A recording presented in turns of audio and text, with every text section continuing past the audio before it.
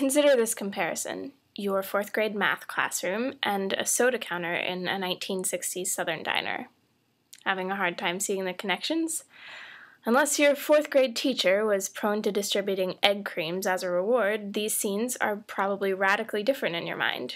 While civil rights activists were busy bucking the system in an effort to catalyze large-scale social change, the only obvious revolution occurring alongside long division practice was at the hands of the kid who shot spitballs at the teacher. He usually missed. The civil rights movement emerged out of a necessity for change in the face of blatant inequalities. A powerful collective of activists were able to throw traditional systems of power and authority way out of whack by doing exactly what wasn't expected of them. I believe that classrooms can and should frame student engagement by using a revolutionary framework. By necessitating change, teachers open the minds of their students to contradictions and inequities, forcing students to reconcile their beliefs within a system of various values and perspectives. So, how does a teacher actually necessitate change? It's important to note that many of today's classrooms are constrained by the expectations of standardized curricula and standardized testing.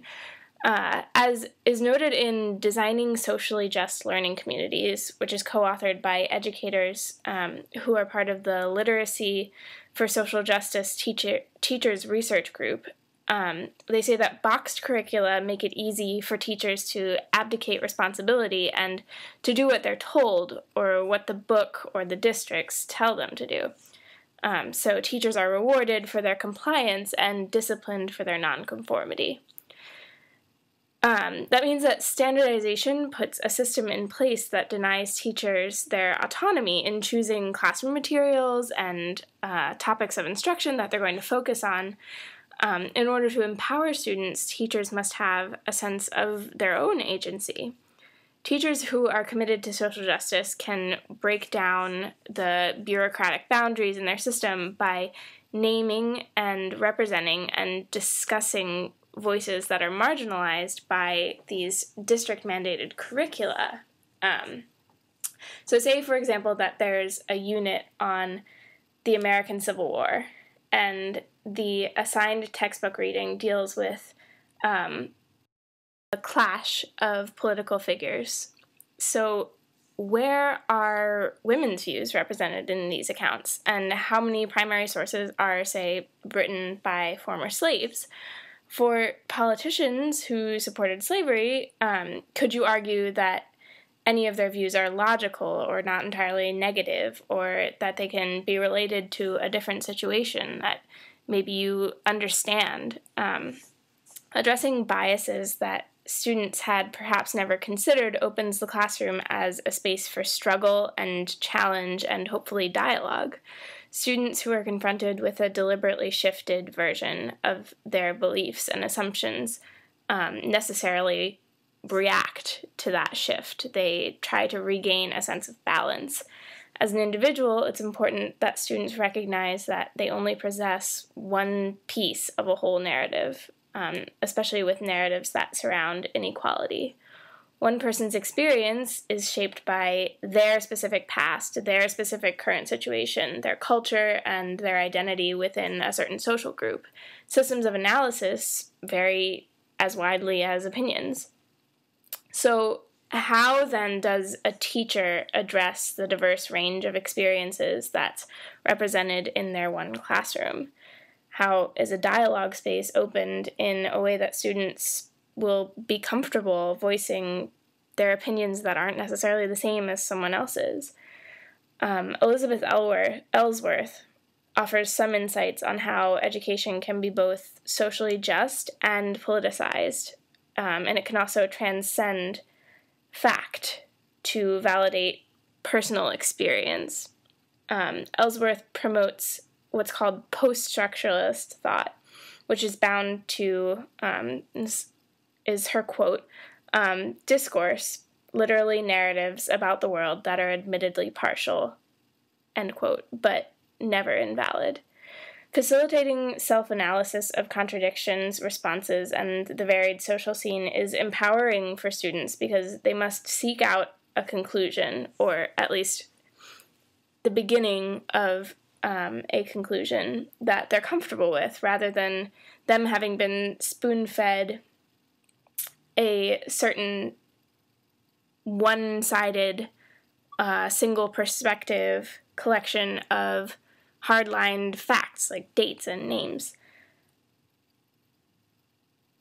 Dialogue encourages students to deeply encode, especially when students learn of new perspectives that will help them view a problem, and when they can attach that perspective to a familiar person, a person who's in their class.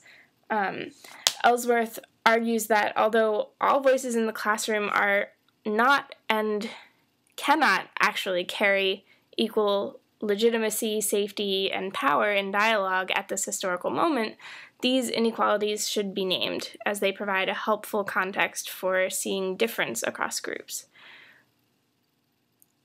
Both the previously mentioned Literacy for Social Justice Teacher Research Group and Ellsworth make the case for disrupting the traditional power dynamic of teacher-student hierarchies.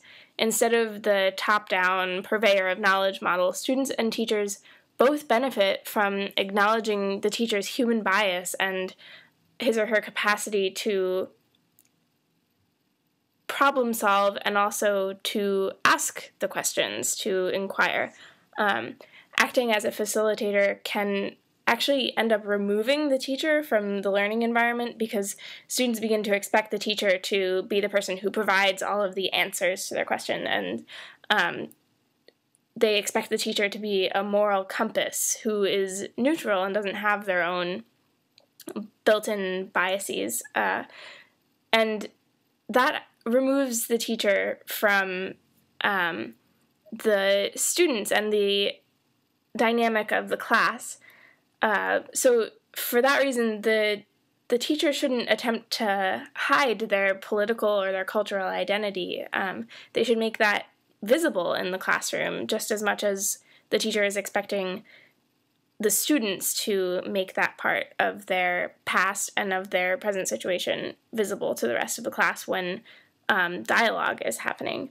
So in that way, the teacher being a politicized figure and a biased figure contributes to the openness of the discussion. So here is where I believe that it's helpful to offer an analytic diagram of one strategy for necessitating change, creating dissonance, and opening dialogue in classrooms. Imagine that this box is a system, a society, a culture, a given set of rules. Within those boundaries, there's an issue or a problem. These circles represent either individuals or collective identities, each of whom understand the problem from a separate but equally valid perspective. They're isolated and they're immobile. To ensure that student perspectives are shared, a skilled educator will actually introduce a disorienting concept or a discourse into the system that illuminates some of the bias inherent in the system of regulation.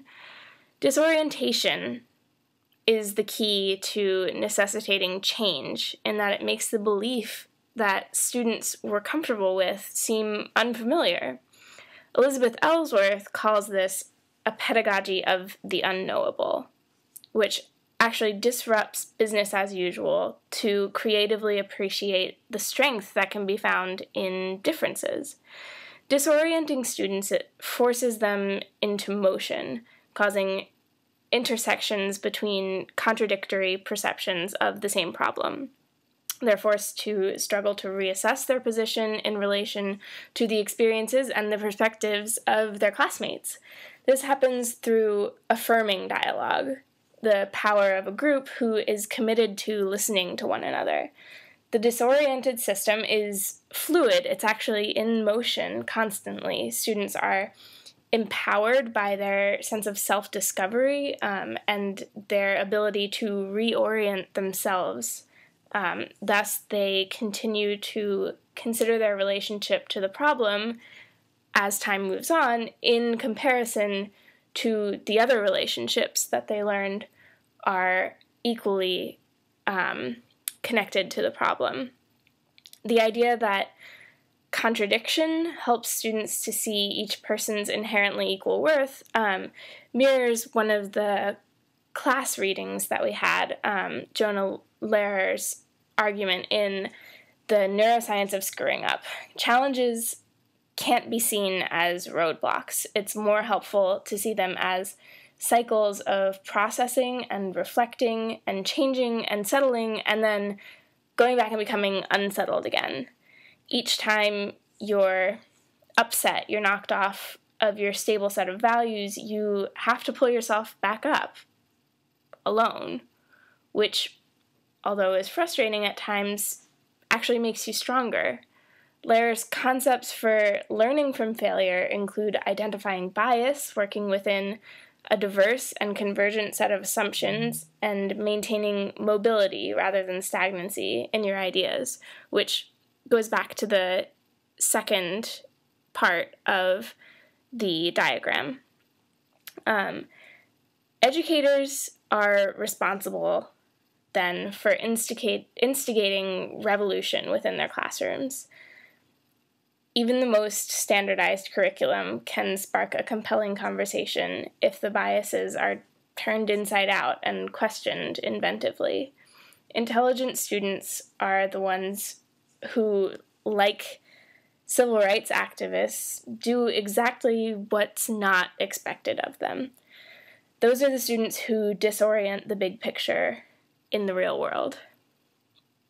Those students are adaptable, they're conscientious, and they understand equality, not in terms of tolerance, but in terms of the value found in human difference.